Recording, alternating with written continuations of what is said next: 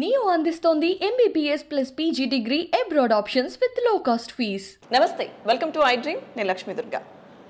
CM KCR list ఒకటి ప్రకటించడం జరిగింది. నిన్న 115 మందితో కూడిన జాబితాను ప్రకటించారు. సో ఒక 4 స్థానాలు మాత్రం పెండింగ్లో ఉన్నాయి ప్రస్తుతానికి. సో ఈ లిస్టుకి సంబంధించి పూర్తి వివరాలు మనతో మాట్లాడడానికి సీనియర్ జర్నలిస్ట్ నరా విజయ్ గారు ఉన్నారు. వారితో మాట్లాడి తెలుసుకుందాం.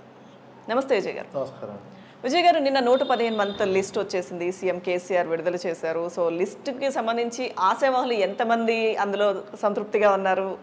కొంతమందికి ఖచ్చితంగా, కొంతమందికి నిరాశ ఎదురయ్యే ఉంటుంది. సో ఇంతమందితో ఒకేసారి లిస్టు విడుదల చేయడం ఇంత త్వరగా, అంటే కేసీఆర్ వ్యూహం అనుకోవచ్చా, ఎలా అంటారు? కేసీఆర్ వ్యూహంలో భాగం గతంలో కూడా పోయిన సంవత్సరం 2018లో ఇదే రకమైన ఒకేసారి 105 మందిని ప్రకటించడం జరిగింది. ఇప్పుడు కూడా షెడ్యూల్ దాదాపు అక్టోబర్ 2nd వీక్లో వస్తుంది. వస్తున్నటువంటి సందర్భంలో దాదాపు 45 డేస్ ముందే 45 డేస్ దాదాపు 2 నెలల వరకు ఉన్నటువంటి నేపథ్యము.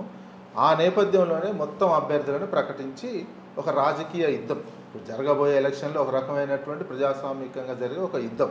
ఆ యుద్ధానికి ఫస్ట్ స్టెప్గా అధికార పార్టీ అధ్యక్షుడే స్టెప్ వేశారు. తెలంగాణలో ఉన్నటువంటి 119 అసెంబ్లీ స్థానాలకు సంబంధించినటువంటిది ఒకేసారి అధికార పార్టీ, ఎందుకంటే అధికార పార్టీ 2వ టర్మ్ 3వ టర్మ్ కోసం పోతున్నటువంటి అధికార పార్టీ, 3వ టర్మ్ కోసం పోతున్నటువంటి అధికార పార్టీలో అనేక మంది ఆశలు ఉంటాయి, అభ్యర్థుల మీద రకరకాల వ్యతిరేకాలు ఉంటాయి, అసమ్మతులు ఉంటాయి.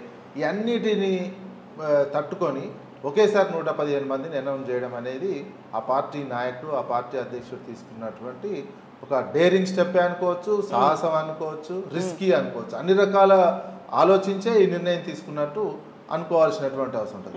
3వ టర్మ్ పోతున్నటువంటి నేపథ్యంలో ఎమ్మెల్యేలకు కొంతమంది టికెట్లు ఇవ్వద్దని ఆ పార్టీలనే కొందరు చెప్పడం, కొందరికి ఇవ్వాలని చెప్పడం, చాలా మందిని 20-30 మందిని మార్చాలి, వ్యతిరేకత ఉందని రావటం, ఈ అన్నిటిని కూడా పరిగణలోకి తీసుకొని ఒక ఎక్సర్సైజ్ చేయడం జరిగింది.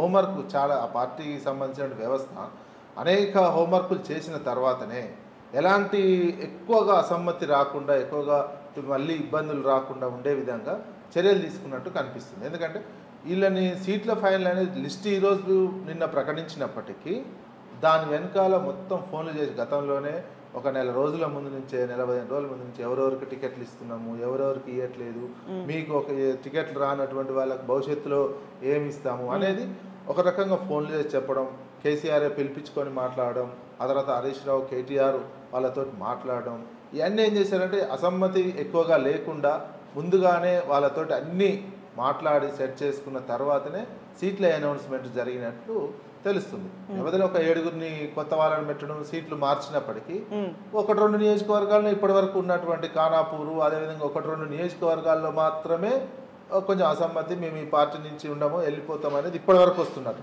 ఇంకో 2 రోజుల్లో తేలిపోతుంది. ఏదైనా 2-3 రోజుల్లో ఎవరు ఏంటి అనేది ఈ పార్టీలో ముందు అనౌన్స్ చేసి ఏం చేసిందంటే ఉండేటోళ్ళు ఎంతమంది, పోయేటోళ్ళు ఎంతమంది అనేది కూడా క్లారిటీగా షెడ్యూల్ వచ్చేలోపే, అక్టోబర్ 2nd వీక్లో షెడ్యూల్ వచ్చేలోపే ఈ పార్టీ టీంని మాకున్న 119 అసెంబ్లీ నియోజకవర్గాల్లో పోతున్న ఎలక్షన్లకు పోతున్నటువంటి టీం ఇది. ఈ టీంని ఎవరికి నచ్చుతారు, నచ్చనటువంటి వాళ్ళు ఉండండి, నచ్చలేనటువంటి వాళ్ళు వేరే పార్టీలకు పోయే అవకాశం కూడా ఇవ్వడం జరిగింది. ఇకపోతే వేరే పార్టీలకు వెళ్ళిపోయి టికెట్లు తెచ్చుకొని పోటీ చేస్తారా, వేరే రానటువంటి వాళ్ళు, ఉన్నటువంటి వాళ్ళు పని చేసుకోవడానికి ఈ పార్టీ ఎందుకు 3వ టర్మ్ అధికారం రావటం కోసము, ప్రజలను మేము చేసినటువంటి అభివృద్ధిని చూసి ఓట్లు వేయండి అని చెప్పడం కోసము అప్పుడే ఎలక్షన్ ప్రచారం స్టార్ట్ చేయడం. నిన్న నుంచే ఆ పార్టీ అధ్యక్షుడు కూడా చెప్పడం, నిన్న నుంచే మాది ఎలక్షన్ ప్రచారం స్టార్ట్ అయింది. అనేక చోట్ల ఎమ్మెల్యేలు, ఆయా సీట్లు వచ్చినటువంటి ఎమ్మెల్యేలు ఆయా నియోజకవర్గాలు ఆత్మీయ సమ్మేళనాలు, బహిరంగ సభలు, ర్యాలీలు గ్రామీణ ప్రాంతాల్లో స్టార్ట్ చేయడం జరిగింది. ఎలక్షన్ ప్రచారం మాకు ఒక మంచి అవకాశం, 2 నెలల్లో ఇంకా 3 నెలలు ఉన్న నేపథ్యంలో ప్రచారం చేసుకోవడానికి, పార్టీలో ఏవైనా అసమ్మతి ఉన్నా సద్దుమని అడ్వాంటేజ్ అంటారు. ముందుగా చాలా అడ్వాంటేజ్ అడ్వాన్స్ అయిపోయింది. ఇప్పుడు అవతల పార్టీ కాంగ్రెస్ కానీ బీజేపీ కానీ ఇంకెన్ని రోజులు పడుతుంది వాళ్ళ దాంట్లో, ఇంకా లిస్ట్ మననే ఈ నెల 25 వరకు దరఖాస్తు తీసుకుంటుంది కాంగ్రెస్ పార్టీ. ఆ తర్వాత బీజేపీ వాళ్ళది ఇంకా అదే పరిస్థితి ఉన్నది. వాళ్ళ 2-3 చోట్ల ఫిల్టర్ కావాల్సినటువంటి అవసరం విజయ్ గారు ఇక్కడ ఢిల్లీ నుంచి వాళ్ళ వ్యూహం ఏదైనా ఉండుండొచ్చు అనుకోవచ్చు అంటారు మనం. ఎందుకంటే ఇక్కడ అసంతృప్తులు ఎవరైతే ఉంటారో వీళ్ళందరూ అక్కడికి జాయిన్ చేసుకోవచ్చు. సహజంగా టికెట్ రానటువంటి వాళ్ళు నెక్స్ట్ ప్రిఫరెన్స్ ఏం చేస్తారు, కాంగ్రెస్కి ఇస్తారు. కాంగ్రెస్లో కూడా రాలేదనుకోండి, టికెట్ రానటువంటి వాళ్ళు కాంగ్రెస్లో కూడా రాకపోతే బీజేపీకి. ఇప్పుడు అట్లా ఎంతమంది 7గురినే మార్చారు, సిట్టింగ్లకి సంబంధించి 7గురిని మార్చారు. ఇంకెవరైనా సిట్టింగ్లు కాకుండా సీట్లు ఆశించినటువంటి వాళ్ళు పార్టీలో ఉండి పార్టీ మారాలనుకుంటే వాళ్ళు కూడా కాంగ్రెస్ వైపు బీజేపీ వైపు చూస్తారు. ఇప్పుడు కాంగ్రెస్ బీజేపీ కూడా యాక్చువల్గా ప్రతిపక్షంలో ఉండి వాళ్ళు అడ్వాన్స్గా ఉండాల్సినటువంటి అవసరం. 3వ టర్మ్లో కూడా అధికార పార్టీ పోతున్నటువంటి నేపథ్యంలో 3వ టర్మ్ కోసం వీళ్ళు 3వ టర్మ్లో మేము ఫైటింగ్ చేస్తుంటే ప్రతిపక్షంలో ఉన్నటువంటి కాంగ్రెస్ కానీ బీజేపీ కానీ అధికార పార్టీ కంటే అడ్వాన్స్ ఉండాల్సినటువంటి పరిస్థితి. కానీ వాళ్ళు అధికార పార్టీ కంటే అడ్వాన్స్ లేరు. మీకు ఎగ్జాంపుల్ కర్ణాటకలో కాంగ్రెస్ పార్టీ 5 నెలల ముందే సీట్లు అనౌన్స్ చేయడం జరిగింది. ఇక్కడ ఎందుకు అనౌన్స్ చేయలేకపోతున్నారు? అక్కడ ఉన్నంత బలం కానీ అక్కడ ఉన్నటువంటి నాయకత్వం ఉన్నటువంటి ప్రజల్లో ఉన్న కాన్ఫిడెన్స్ కానీ ప్రజల్లో ఆదరణ కానీ ఇక్కడ లేనట్టే తెలిసిపోతుంది కదా. సేమ్ కర్ణాటక ఇక్కడ మేము కూడా 5 నెలల ముందు ప్రకటిస్తామని చెప్పినటువంటి కాంగ్రెస్ పార్టీ వెయిట్ చేస్తున్నారు. ఇతర పార్టీ నుంచి అధికార పార్టీ నుంచి ఎవరైనా పెద్ద నాయకులు వస్తారా అని వెయిట్ చేసే ధోరణితో ఉన్నారు తప్ప అడ్వాన్స్ స్టెప్ మాత్రం రాజకీయంగా కాంగ్రెస్ బీజేపీ వేయలేకపోతున్నాయి. తెలంగాణలో ఇప్పుడు క్యాండిడేట్ ప్రకటించడంలో కూడా వాళ్ళు అడ్వాన్స్ లేరు. అడ్వాన్స్ ఉన్నటువంటి వాళ్ళకే ఎక్కువ అవకాశాలు ఉంటాయి. ఒక స్టెప్ ముందుంటే వాళ్ళకి ఎలక్షన్ కి సంబంధించిన ప్రచారం కానీ ఎలక్షన్ కి సంబంధించినటువంటి అన్ని అవకాశాలు ఉంటాయి. అన్ని అవకాశాలు ఉంటాయి.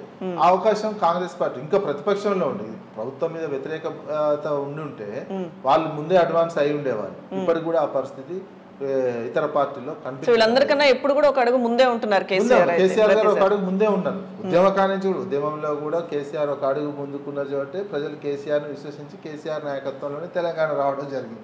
ఇప్పుడు అదే వరవడి అదే ధోరణి కేసీఆర్ పరిపాలనలో కూడా వచ్చిన తర్వాత కూడా రాజకీయ వ్యూహం అలాంటి వ్యూహాలు అంతకంటే ముందే వాళ్ళకంటే ముందు వ్యూహాలు అనుసరించి పోతున్నారు.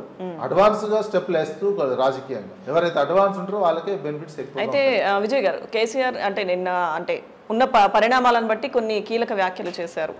తిరగబడితే తీసి పారేస్తామని. కానీ అంటే ఇంకొక విషయం, పార్టీ నియమావళికి తూట్లు పొడవాలని చూస్తే వేటు ఖచ్చితంగా తప్పదని. ఇప్పుడు ఎవరైతే మనం అంతకుముందు మాట్లాడుకున్నట్టు కొన్ని వ్యాఖ్యలు చేస్తున్నారో, ఇప్పుడు ఎవరైతే సీట్లు ప్రకటించిన తర్వాత లిస్టు బయటకు వచ్చిన తర్వాత అసంతృప్తులు ఎవరైతే ఉన్నారో వాళ్ళు ఓపికగా వెయిట్ చేస్తే భవిష్యత్తులో వాళ్ళకి అవకాశాలు ఉంటాయంటారా? లేదా ప్రస్తుతం ఉన్న పరిణామాలను తీసుకొని వేరే పార్టీలోకి వెళ్ళిపోతే భవిష్యత్తు ఉంటుంది అంటారు? ఏమంటారు? రాజకీయంగా వాళ్ళ సొంత నిర్ణయం అది. ఒక నియోజకవర్గంలో నేను కొట్లాడి గెలవగలను, ఇండిపెండెంట్గా కానీ వేరే పార్టీలోకి పోయి కానీ కొట్లాడి గెలవననే ఒక నమ్మకం విశ్వాసం గట్టిగా ఉంటే అలా ఉంటే వాళ్ళు పార్టీ మారుతారు. మారి పోటీ అవతల వైపు నుంచి కూడా ఆహ్వానం అవతల వైపు నుంచి కూడా బీఫామ్ సీట్ రావాల్సినటువంటి అవసరం లేదు. అరే మళ్ళీ అధికారంలో టీఆర్ఎస్ వచ్చేట కనిపిస్తుంది, మళ్ళీ ఇప్పుడు పోయి ఏం చేస్తాము, అతర పార్టీలో అంత స్ట్రాంగ్ లీడర్షిప్ కనిపించట్లేదు, ప్రజల్లో కూడా ఆదరణ ఉందా లేదని లోకల్గా ఉన్నటువంటి వాళ్ళకి అర్థమైపోతుంది పరిస్థితి. వాళ్ళు ఆ పరిస్థితిని బట్టి నిర్ణయం తీసుకుంటారు. ఒకవేళ అవకాశాలు ఇక్కడ బీఆర్ఎస్ పార్టీ అవకాశాలు కల్పిస్తాయని గతంలో ఇప్పుడు కోవాలక్ష్మి ఉండే, గతంలో ఎమ్మెల్యే టికెట్ ఓడిపోయిన తర్వాత జడ్పీ చైర్మన్గా కూడా ఉండడం జరిగింది ఆ పార్టీకి సంబంధించి. ఇట్లా అవకాశాలు వస్తాయని ఎవరైనా నమ్మకం ఉన్నటువంటి వాళ్ళు ఉంటే పోకుండా ఇందులోనే ఉండి అధికార పార్టీలో అధికారం వచ్చే విధంగా వాళ్ళని గెలిపించే విధంగా కృషి చేస్తారు. లేదు కొందరు మాకు రాజకీయంగా కంపల్సరీ ఇది కావాలి, మేము ఎమ్మెల్యేగా ఉండాలి అనుకున్నటువంటి వాళ్ళు పోతారు. పోయి వాళ్ళ సత్తా ఏందో అక్కడ సీట్ వస్తే గట్టి సత్తా ఉంటే నిరూపించుకుంటారు, లేదా అంతే. మొత్తం మీద ఏంది, ఒక అడ్వాన్స్ స్టెప్గా వేసేసి మా టీం ఇది, ఇక మీరు ఏం చేసుకుంటారో చేయండి అనేది ప్రతిపక్షాలకు ఒక రకమైనటువంటి సవాల్ లాగానే కేసీఆర్ 3వ టర్మ్ కూడా అదే రకమైనటువంటి ధోరణితో ప్రజల ముందుకు వెళ్ళిపోతుంది. Thank you so much Nara Vijay గారు. Thank you.